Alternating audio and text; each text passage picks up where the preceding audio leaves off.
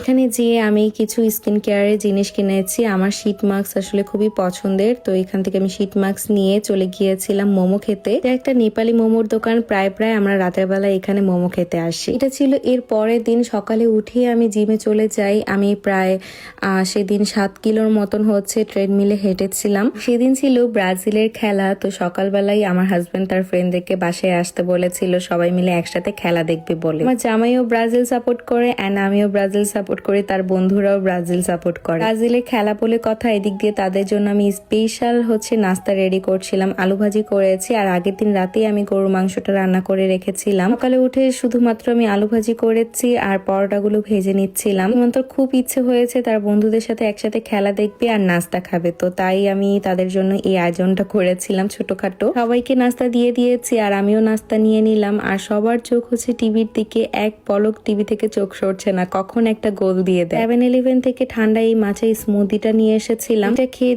দিয়েছি আমি এক ঘুম থেকে উঠে আমরা সন্ধ্যাবেলা চলে গিয়েছিলাম মসজিদে। ননাসের হাজবেন্ড মারা যাওয়ার 2 বছর হয়েছে, সেটার জন্য মসজিদে একটা মিলাদ ছিল। সবাই মিলে এই মিলাদে চলে গিয়েছিলাম। সবাই বাচ্চাদের জন্য অনেক বেশি দোয়া করবেন, তারা যেন সুস্থ আর সুন্দরভাবে বেড়ে উঠতে পারে। ছিল এর পরের দিন। আকাশটা দেখেন কি সুন্দর না? আমার এরকম ব্লু স্কাই খুবই পছন্দ। তো সকাল সকাল আমার শাশুড়ি মা ননাসের সাথে চলে গিয়েছিলাম মার্কেটে। আমার শাশুড়ি মা আর ননাস দুজনই একসাথে থাকে, তো তারা বাহিরে প্রায় হচ্ছে ব্রেকফাস্ট করতে যায়। সেদিন আমাকে আপু বললো চলো আমরা 3 জন একসাথে ব্রেকফাস্ট করতে যাই। আমিও রাজি হয়ে গেলাম। সকাল সকাল 3 জন মিলে বাসে করে আমরা মার্কেটে চলে আসি।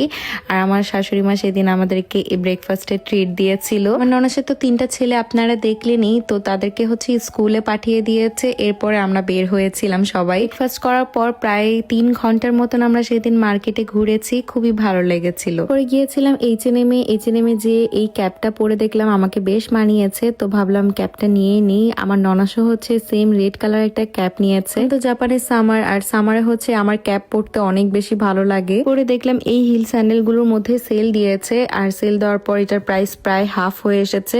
আমার পায়ে এই ব্ল্যাক কালার হিলটা খুবই ভালো লাগছিল, ভাবছিলাম নিব কিনা, এন্ড আমি সত্যিই নিয়ে নিয়েছি। আপনারা কমেন্ট করে জানাবেন যে আমার পায়ে কেমন লাগছে। এটার হচ্ছে আরেকটা কালার ছিল, বাট এটা সাইজ ছিল না, এটা সাইজ থাকলে এটাও নিয়ে নিতাম। আপু মা আমরা সবাই মিলে সেদিন এত শপিং করেছিলাম। শপিং করছে, সব শপিং করছে, ফকির হয়ে গেছি।